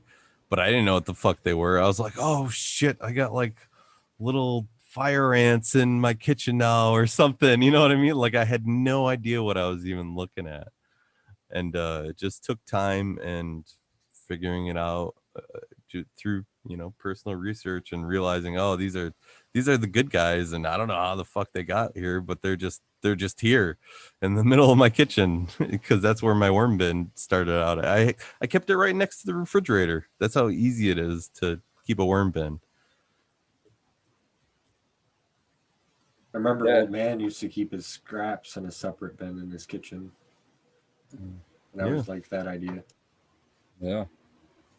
Yeah, now we keep a little honey, what size is that bucket? Like a 1 gallon? I don't know. It's like a 1 gallon bucket or something under the sink, or 1.5 gallon bucket under the sink with a little compostable bag liner in there. And when it fills up, just take it out to the compost pile, or I'll take it down to the worm bin. And usually what happens is the worms get the gourmet, the select scraps. They get that choice, nothing but the best. Yeah. Yeah, but the more I learn about worms, the more you learn that they do have sort of a select diet of things that you want to do and don't give them, and it's another level of gardening to learn for sure. Oh yeah, there's, I don't know, like I'm a man of weird hobbies, so like I always treat my Dude, we hobbies almost saw with your respect. roly-polies. Yeah. Yeah, like I treat my hobbies with respect because like I my time is valuable to me, right? So if I'm spending my time doing something, I better be getting either entertainment out of it or some sort of enjoyment value out of it somehow, right? Whether I'm spending time on my phone, I want to be learning something. I'm not just going to be in a social media echo chamber, even though technically this is a type of a social media echo chamber that we have going on here. But I think that, our backgrounds and our ideologies really intersect on many different levels.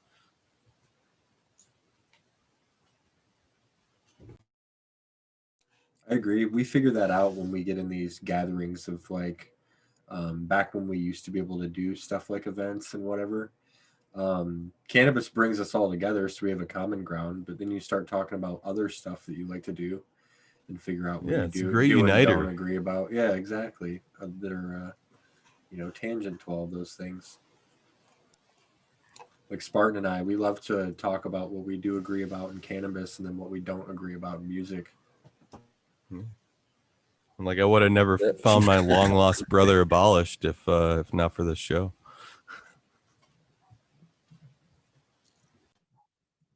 It's Brother, all. that's so awesome.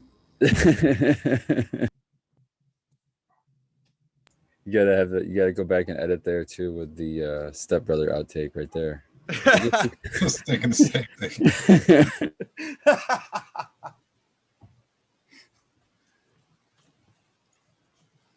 That's good shit. What else were we gonna talk about tonight? Because you guys were talking about on the Cheap Home Grow all about IPMs and everything, right? And like releasing predators for like spider mites and stuff. But one thing, and this might not be the best for Tara with her situation because she has PM spores, but like there's been times where I was spraying every day, but I wasn't necessarily spraying an oil or an enzyme or something to kill spores or pests. I was spraying aloe, or I have some of that stuff from Tyler at Grassroots Fabric Pots, that microbe food. I like to put a little sprinkle of that in my spray bottles, or just spraying with a potassium silicate solution, a high pH buffered water solution with plant available silica in there. I mean, you're really not hurting anything as long as your plants are healthy already. And if anything, you might knock off some pests that are on your plants, or you might drown them out, because that's kind of like a mechanical removal thing, the actual spraying application. We heard you, Scoba. I do the same thing, Sabby.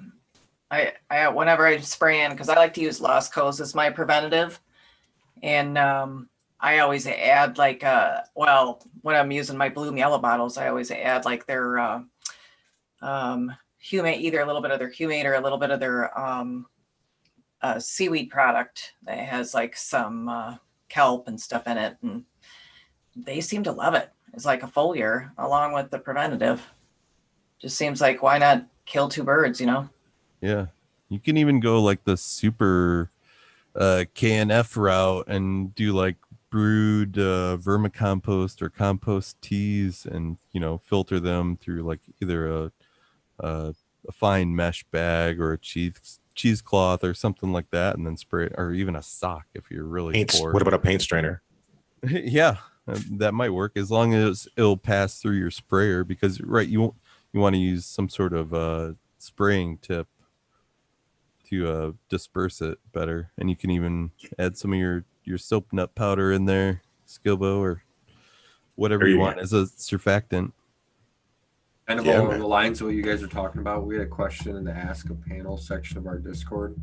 I'll drop a link to the Discord in the chat if you guys want to join us there. It was from Chris W. in Discord, and it said, tips for a foliar spray. I'm looking on Build a Soil for ideas on a foliar spray. Can you mix alfalfa meal and water and spray it on the leaves? Or do you have to add a surfactant to it? If so, what is a good surfactant? What are you trying to do? What do you... No, alfalfa. I mean, that's alfalfa. You're just spraying alfalfa on your plant when you do that. That's something that's going to need to break down somehow. And yes, well, here's one thing. I mean, you can. I guess you can try to extract some tricantanol out of it, like with a. Well, one thing I'll interject with is that alfalfa meal. Like, if you're getting like some alfalfa meal from Down to Earth, when you hydrate that actually brings to life all the microbes and the plant bacteria that forms that symbiotic bond with legume root and creates those legume root nodules. All that is basically dormant in the alfalfa meal. But why would that be a benefit to spraying the leaf? Well, isn't the leaf surface covered in microbes? Yeah, but not root microbes. No, but isn't there like a microbe cycling system that creates plant available nutrients? Like, don't microbes eat each other and poop out plant available nutrients? Yes, in general, yes. So couldn't you potentially be adding a nitrogen source? By interjecting potentially, I can agree with you, yes. But see, that's where you lose me. I don't like that much unknown when it comes to my plants. And when you're spraying directly on, the uptake's a little bit better, like, more. So when I'm just, just like brewed teas, I don't like that. I don't have a microscope to check if I went too far with my brew, or, or if there's something potentially bad that I brewed and multiplied, and now I'm spraying this, multiplied bad. You don't want to spray high concentrations of streptococcus all over your room? No, I really don't. So I do have that kind of, I don't even want to, it almost sounds bad when I say laissez-faire, but way of just adding whatever. I am that way when it comes to like top dress almost, but man, I'd like to have some direction when it comes to spraying it on my plants, and I'm not. That makes me uncomfortable, especially just alfalfa just in the water and spraying on your plants. I'm not a fan. I like to know exactly what it is. Like if it's a humic acid or something, I'm all for it. Or it's silica, I'm all for it, because we know what it is. Do you typically rather go for like a synthetic approach for foliar in that case, because you know exactly what's in the bottle, you know that it's plant available? I mean, it might not even be synthetic. It might just be a processed organic. But yes, I want it to be. Yeah. What about a fresh aloe fillet? Fresh aloe fillet, I'll just mix in water and water straight in. I don't throw it on my plant. Or maybe you could use that as the surfactant part of the foliar. You could. Yeah, you could. That would help. There'd be some saponins. Well, there's also salicylic acid in there. Yeah. But I like to just water that in, or just fillet it, throw it right on the soil surface and water through it. You know what I mean? Just like you would a top dress. Yeah. I'll be honest, man. I spray with a lot of stuff, and a lot of beneficial stuff too, and a lot of beneficial microbes, like that Photo Plus stuff. I love that stuff, and I'll mix that with with whatever I think my plants need. Like maybe I'll use a little bit of that micro food from Tyler, a little bit of Photo Plus, a pinch of coconut powder, because I've got some that concentrated coconut powder. Man, that's the same shit I got. From Build a Soil. I also have aloe. I mean, I've got a bunch of different stuff like that, and I'm not afraid to spray my plants, and my plants all seem to respond really well. Especially, and I'm no rep for the company or anything like that. I mean, shit, most of the products I've got from them I've gotten for free just from shaking hands with the guys, the reps at the company and stuff like that. Like when I went to the Endo Expo. But that Microbe Life Hydro stuff is pretty good, man. And that Photo Plus stinks to high Smells heaven. terrible, man. Oh, God it damn. smells so bad, but man, the plants love it so much. Like, I shit you not, if I spray that on my plants, they are praying within hours. Yep. Like I'll see the same light cycle response from them. Yeah, I like that you use the same hat trick that I do. Well, I mean, there's other shit too, but I like using the coconut powder with the freeze-dried aloe vera powder. And, the last one we just mentioned, I'm high. Sitting back in the cut, man. The Photo Plus or the micro food? The Photo Plus, yeah. Yeah. I mean, it stinks, but I tell you what, man, the girls love it. Thing I'd be careful of is spraying the wrong microbes on the plants themselves. Well, yeah, that's the ones that the state's worried about you testing for and blah blah blah. Yeah. If you're selling this commercially or whatever, especially be careful. Anything that you're spraying, only go off of the state approved list. But if you're doing this on a home scale level and you don't mind getting organic or whatever, you can make your own lab serum at home from a gallon of milk. And right, and that's how you start making your first one, and then you build from there. And that stuff, I believe, lactobacillus acid will actually eat powdery mildew spores.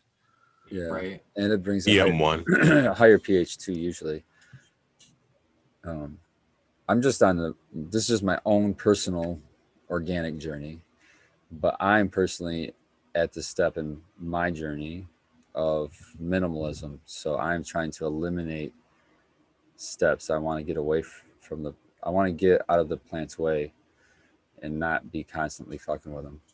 So yeah, that's definitely not a bad route to grow. And if you have phenotypes that will still respond well, that aren't, don't get super hungry or whatever, you can really get by with like a no-till system that really all you do is water and throw the leaf litter back in. Right. Yeah. And that's kind of where I'm at. And, but I am spending all that extra time. It's not like I don't spend that time on the plants anymore. I'm doing that on the soil building side with the worm. I mean, I don't want to go through that. I feel like I talk about it every show. So I'll just quickly say through, worm castings and building my nutrition there.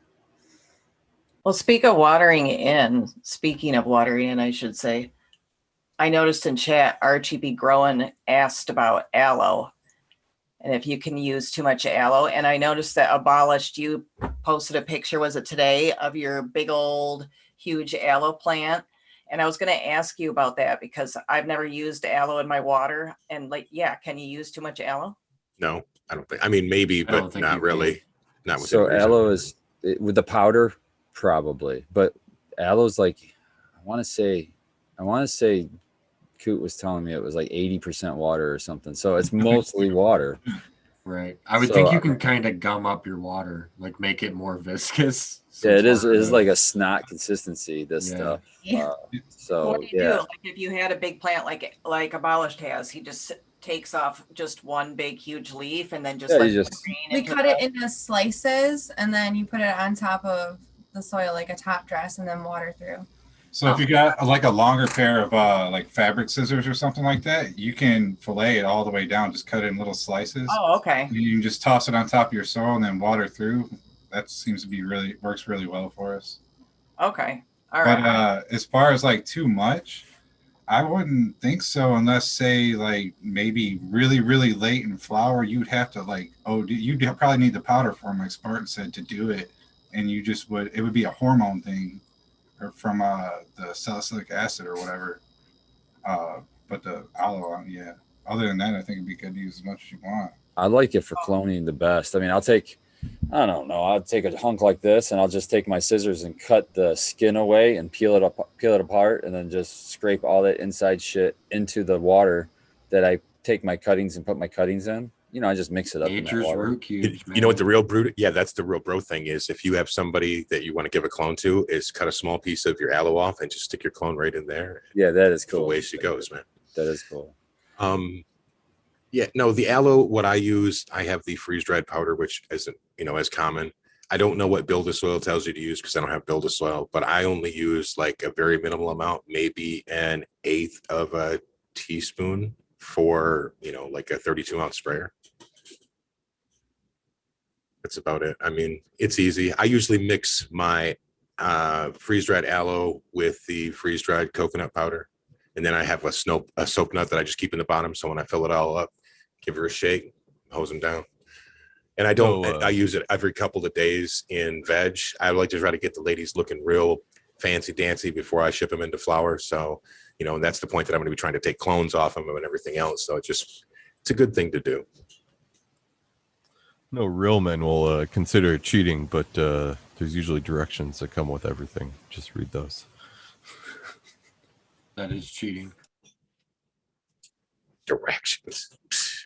Remember, You probably use fucking maps too, don't you? You're talking to cannabis people, man. We can't follow directions. They've been lying to us. We have to go half strength, right? Oh my God! Don't get me Exactly, started, dude. Spartan. Quarter strength, man. Fuck.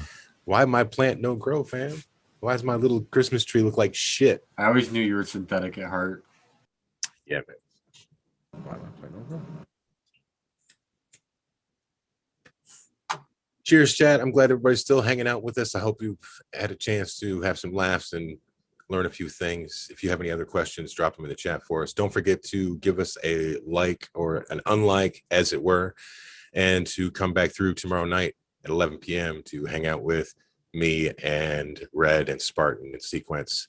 And I think Stabby said that he was down to come on the show tomorrow night with us. Is that correct, sir? Oh, yeah, sure. I got a bunch of conspiracies I can talk about. There you go. You heard it first. So is the government? It's make your coffee, folks. It's going to be good. This would be a good topic for you guys for the late sesh tomorrow. Probably not better for this show, but the UFO thing. Have they released any UFO stuff? Now that they have to do that after like 21 days or whatever. You guys are gonna have to look that up and talk about it tomorrow. The government hasn't had an official release yet. Yeah, they're gonna have to here shortly. There was one other thing that I did want to bring up as a mini topic for this evening is we are thinking about moving. And so instead of trying to build out another grow in a basement, I have been looking into pricing out like a steel building and seeing, where I would go through it. I have the slab poured and then you get a steel building on it. You can get like a 30 by 40 building. And it's only like 18,000 bucks. That's assembled. They put the shit together. You can get packages where they're insulated. You design them yourself. They're all completely custom. And I just wanted to know, because they make these for cannabis too. They will literally set them up for a cannabis grow. And I just want to know what anybody thinks about those. If anybody has any experience with those. I would think that it's the cheapest way. Chat's given some ideas. Heated floor. 25K with slab. You definitely have a slab. Yeah, Drains and blah blah blah. Yeah, the slab cost was going to be. I kind of figured the whole thing out, and I think it would end up being probably somewhere around $34,000. But that's with the slab that is insulated, that is with the electrical run to it. You have to have the site prep work. Everything's got to be done. It's going to be about $7,000 for concrete cost. But I'm really excited about it because I would go ahead. Yeah. What are your compliance costs going to be? Because you got to think about that too, and like equipment cost, and think about beyond the building. Think about how expensive it's going to be to fill that building. Exactly. Well, what's good for me is that I have a bunch of lights actually that I could put into usage again. I would like to do 2 different flower rooms. I want to stay with the raised bed. So I would like to build another room, basically on a 30 by 40. I would like to have, maybe a 14-foot room by maybe 20, have 2 of those, and then a small veg area to keep it full and rock and roll from there. Then I was looking in like a taller one, like if you got a taller building, you would be able to put like a mezzanine on it or a loft. You would do the build out. Like I was thinking about doing the building out the rooms inside of the structure, not like using the outside walls and shit. Cause I just feel like that could be, we were talking earlier about trying to manage the microclimates. So, I mentioned earlier that I have to get those oil heaters, those ones that I can plug into that Inkbird and everything will be straight. It'll kick on, everything should be good. And, yeah, man. My advice to you, or at least what I would do myself, is I would build out a sweet ass fucking dry room. A sweet ass fucking dry room, and then design everything else around that. And then you'll be good, dude. Because no matter what goes on, you got a badass fucking dry room. That's gonna no matter what, it's gonna work. That would be towards an outside wall because I'd want to try to keep that as cool as possible. And then have unnatural, like AC for the room too, to try to keep it in that sweet 60-60 shot, even in summertime.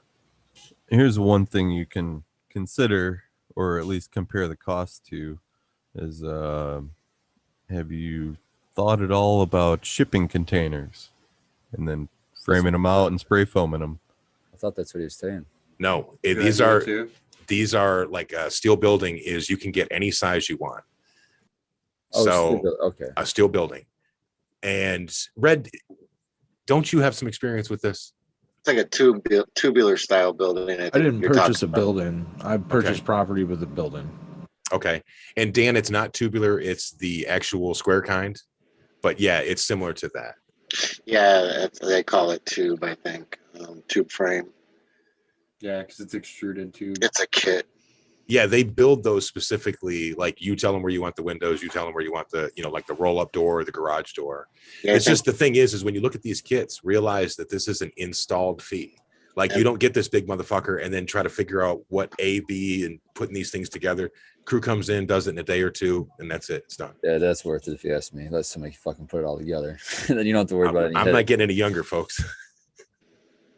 Yeah, you can make whatever you want. So you can get you would look up a steel building pole barn, or you would look up, like I said, you can look up like a 30 by 40 garage, whatever you want, but you can make these fucking huge. And then I started paying attention and I realized how many of these damn things I see all over the place. Because if you try to think about, if I'm trying to build out a 30 by 40 garage and I'm using dimensional lumber for that shit, I'm going to get mauled, man. The cost on that's going to cripple you. The cost of lumber is $7-8. It's skyrocketed. I'm not down with that. Mrs. Skilbo said that I can definitely get this done. So I am definitely going at it full bore. If I make this move, it's going to be sweet, and I will make sure to film it. Oh yeah, man. Good luck. All right. Oh yeah, man. Get yourself a little chest rig and a GoPro and just film the whole thing. We know that I'm not going to get reimbursed from the show account for this. The show is running in the red. It's as red as my hat right now. We owe $1.58. Yeah, with what you hear the end of it. What you told me though, Skillbo, I think I would really, with your design, I would really look into commercial sized dehumidifier and like an Andon or Quest and some kind of HVAC, and then you just condition the whole space, and then you can just use intake outtakes to control each room. Yep. It should do it up, man. It'll be sweet. Don't you minimize my $1.58, Shredder. What is owed is owed. It's $2. When you live through the Great Depression, you're really upset about $2. That's what we need abolished. I need you to go get a clip from Better Off Dead. It's the kid on the bicycle when they're on the top of the mountain at the end of the movie. Painted lady is nodding her head. She knows exactly what I'm talking about. Shredder says I'm holding up construction. Oh shit! He gave me $1. There's Shout out to Smash. Shout out to Smash. You're halfway there, bro. Thanks. Yeah. If he does a clip with Better Off Dead, can I be driving that fucking badass 69 Camaro in it? Because ever since I saw that movie with that black 69 Camaro, is it 69 or 68? It's one of the two. That's been my dream car. You hear that, Dave? Quite the car. Just remind me after Skilbo and I'll get it done. Okay, I'm good not man. sure what movie you guys were talking about exactly. Oh, you need to stop the presses and you need to watch that shit. That's some throwback 80s movie stuff right there. You could toss the Breakfast Club in there with it, but Better Off Dead. Better Off Dead is the shit. Better Off Dead. With Booger. Yep, and John Cusack. It's the shit. Skillbone and Painted Lady doing movie reviews. There you go. Oh, sorry, guys. Old people movie reviews. It's right after our 4:30 dinner time. You set Chad off with your year on the car. You guys ever watch that show off of, I think it was Comedy Central, had Mystery Science Theater? You guys could redo that, just our version. Yes. I want a silhouette of me in red. Yeah, we could do that, man. One of my favorite shows, dude. I love that show. I used to watch that shit, man. Absolutely. Cheers, Whenever you Foraging guys wanna Gardener. make it happen. Dan is our age too. Don't forget Dan. I am. The show was so good. Do you remember that movie, Dan? I was reading chat. I'm sorry. The Better Off Dead. Do you remember Better Off? Okay. Yes. For sure. Do you remember? Do you know what year that car was? That '69 Camaro. He's still on the car. I do know that you were doing it. Did you ask him? Do you know what year the '69 Camaro was? Do you know what year the '69 Camaro was? No, I don't know. You're the '69. Fuckers. Can I confirm it? No. I told you guys it was high. She's in a hole now. I told you guys it was high. Do you know what year that Camaro was? Dude. No, I don't. This is the most laid back show we've done in a while. Right. Added up those JTRs to bring it back to weed. So, yeah, well, I can't wait your to see what that JTRs. was gonna happen Get all up. mine in flour. Except for the one in the solo cup. I did keep that one that we were all kind of choosing the other night, but yeah, I kept that one and then the other ones. Stabby, you've got those going, right? Well, I've got the blueberry cookies cross going. Oh, okay. Yeah, the testers. So, Painted Lady, according to Chad, it was a 67. According to Dave. According to Dave. Dave went and Googled Dave, that for you. It was a 67 in the Of movie. course, Dave probably knew that. And then There you go. And then everybody in the chat was not very surprised that you guessed 69 of all numbers. So there you go. Yeah, you'll have That's Well, a chat update. I mean, I'm just keeping it with the trend. So I can't help it. That's my favorite year of car, and maybe that's got something. 67 is the rarest one. The 69 is probably the more popular one, though. I used to have an 87 IROC. Used to rock that shit back in the day. I had a 76 Firebird. Woo! There you go. Hell yeah. Anyway. That shit was only a few years old when I got it. It was only like 13 years old when I got it. So it was just like getting into that beater age where high school kids are going to be driving it. I had like Any of you guys used to have one of 84 those Chevette. Flintstone cars? I used to have the crank in the front of the car, like the old cartoon ones. You got to crank them up Yeah, and dude. shit. Did you have to like pedal to work? I've owned 3 cars my entire life. Like I- foot pedal. 2 Ford Uses feet. Rangers, and now I'm driving a Ford. Whoa, that's Dude. a good run, Spartan. 3 Yep. cars ever? Dude, those Rangers will run though. Dude, 300,000 miles or I something. didn't get another Ranger because of the cost of the damn things. Like, are you kidding? Did you see me? those new For a ones? truck? Oh, dude, it's like $60,000 for a truck now, man. It's fucking insane. Stupid. It's like, no, I can buy a house for that. Get out of here with Exactly. that. I look at trucks every day. You guys are just making me sad about it now. I'm know what? sad. I used to always drive trucks, and now I'm driving a car. But Speaking I love the gas mileage. Speaking about OG rides, my wife used to have a 78 Coupe de Ville that had a fucking 7-liter in it, man. Cabin life. Oh my god. It was a monster. That's a hoopty. It was, well, it's the Joe knows brown, a thing the or brown two. bomber. About hoopties. Yeah, man. I definitely, you know what? I do. Or what's your name? What's your character name? Rip Taylor, sir. Rip Taylor knows a thing or two about the hoopties. You know what? I got something for you. There you go. That's for you There it right there, is. buddy. That's a pimp lounge. So what this is this is the interior to a 1977 fully customized Chevy van. Oh yeah. It looks like the spot where Han shot Greedo to I me. really want that van, dude. Yeah, That carpet color is horrendous. wicked bad. That would have been the cantina. Horrible. Yep. We Well, had that one. van We had one of in these my when I was a garden kid. It was a messed me up spot. 77, and it had carpeting in the walls. And instead of this rad ass bench leather seat, it had like the table in the middle and shit. You could take it apart. Oh man. What's behind you? Lean down real quick. Is there like a table in the way or anything? Or is it? Oh, it's just the seat. Okay. I was wondering if there was like a table in front of it. Notice that there's like a built-in cabinetry that goes and affixes right to the wall and shit. And now, best part, look I in the fucking ceiling. hope so. Imagine Look at- getting in an no, accident, wait, that thing wait. tipping over Best- and clonking best you in part. the head. Best part, look at the ceiling. The ceiling The is mirror? mirrored. It's mirrored, my Yes. friend. I gotta move my bar. Oh, yeah. Weird ceiling. Hell yeah. Yeah, but could you imagine all the falling stuff in the back of that thing if you were to Ooh. like go over Let's some do train tracks or Subliminal. oh yeah. Wow. Here, hold on. Here we go. You have that van you're parking, you're not driving. I can Gotta make sure stop you it. put all your things away. You gotta put your stuff away for your drive. Get the bong in the back seat. You definitely have to. You should probably put your e-nail off, turn it off, and put it away when you take off. Don't need to knock it Yeah, over. you and don't shit. want that thing loose. It's That- the that's- dabbing cabin. Dude, just remember that shag doesn't burn, it melts. It Shag smolders. wagon. The Davin wagon. Emily Dan says you said- must not Dan be said married. I Davin wonder who wagon. she's talking about. Emily, who must not be married? I must know. You must know. The show must know. Emily says somebody must not be Do married. they still make cars in must- Michigan? They do. Yep, they do. It's a bad question, isn't it? We had to think for a It's a minute. worthy question, though. I mean, they don't make as many here as they used to, Right? but they still do it.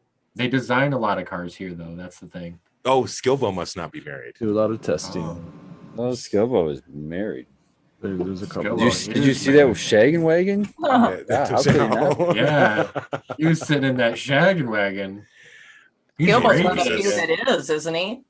Yeah, Skilbo's the reason we're all single. There we go. It's all de-evolving now. Here we go. Can't even compete with that guy. Yeah, he's just raking in all the ladies. We just got him on the show to attract women. That's what we I got. told you one of my sound bites from a long time ago is that I'm very popular with the seniors.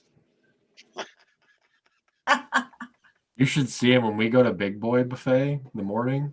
We get a Oh discount. my goodness. I don't know. I think there's Yeah. a trend right now. There's a lot of young women my age who are trying to live in vans now. So I think There you go. might be onto That something. is true. Oh, John Doe. Get your creeper van pimped out. Oh, we want to know who's not married on here. It's breaking into the fucking dating game. Wants to know? Oh, Lucas. I I'm know in the Lucas. process of being not married. I'm just waiting for that thing to be done Me with. too. Yeah, who is not? Sequence, you know you ain't married. Married to I the am. job. Married to the Dude. grind. I keep reminding these house people, they keep asking if I'm single, married, or whatever. I'm like, single. Put that shit on your paper. No cosigner, single. And ready to mingle. And ready to That's mingle. what it's Exactly. We're not married yet. In the process. This year, though, In man, the this year. process. I heard that. What do we got? How many days? Missy, you know it's 7 months and what? It's less than Like 7 months. 234 days. Oh, Dang, all right. Let's do it. 234 days. I can't wait to get married. Yeah, we should definitely talk about your DJing stuff, huh? Yeah, we're gonna have About your to. music. Yeah, Dude. Red needs at least 200 days to prepare for that kind of shit. So Hey. get on it. I'm getting excited Holler at about me the this week now. We before, I'll got be there. Red brings the recreationals. He does it like he rolls joints. Recreationals Man. ring. Takes Play big that funky care. music, white boy. He backlicks the DJ set. Yes, he does. Backwood. There, I Tara's did been that quiet for a earlier. fucking half hour I until I mean, break her that's out. exactly why we're hiring him for the backpacking. That's There a you go. valuable skill in 2021. Hell yeah. Backlicking's real popular these days. You gain Blue Kiss points. wants You to kiss gain your- points now for that. Back Once you were judged, now you're accepted. Once you were judged and now you're accepted. All right, well, we're really off now. That's funny. Back roll? Yeah, back roll. Yeah, roll to back roll. Back roll to back lick. Back lick to back roll. There it is. Don't lick the back rolls. Single, ready to mingle with prenups. I like that one. Oh, I'm ready to mingle, but don't even fucking bring up marriage. I'm done with He's that. all about the fun. I don't make the same mistake twice. That's the same thing you should do as a grower. Learn from your mistakes. Don't repeat them. I did, but not a third time. So it was so good. Well, that's more. Thank you for that research. Now I know for sure. Like I said, I don't know who I told. I think it might have been Sequence. I said, if I ever bring up marriage again, kick me in the balls, please. I think it was me, dude. Whatever. It's just, you know, it works for some and for others it does not. Agreed. True that. I almost got married, but that didn't happen. I don't think I'm going back there. Dodged a bullet, Red. Tara's being awful quiet down there. Ooh. No, she already talked Just about working how with she's the plans. She's, I'm not even going down that road, man. Yep. 25 years down the tubes. I'm just a working. Now you're just smoking weed, playing with Yep. plants. Yep. I don't look at it. I'm already past that. I don't look at it as like. Show her as screen down for a the minute, tube. Sequence. She's working hard in there. She's really getting in there. I just look at it as that's what made us who we are, right? We can't be mad about that. Dang, that was perfect timing, wasn't it? branchy as hell. What is that? I'll one? just I've been working on you it. know It's what? from Seed. Let me give Mango you for president. It's hold on. Yeah, that looks like it's from Seed. The way it's branched Drunk out, like from president Seed, and Tara? Island Delight. Yes, it's from Seed. Bang, bang. remember, Dang. chat. X's are X's for a reason. Yeah. So you can call them after a while. No, you No. need to put some. You need to take that shit out of your phone. No drunk texting at 3:47 in the morning. Nobody wants to get that. Absolutely not. you can avoid that by not drinking. It's just Yeah, you don't drink. You don't have those problems, right? You just pass out in the chair, wake up at fucking 3 in the morning, like, oh shit, I probably should go to bed. Well, chat. It's weird. It's always fun though.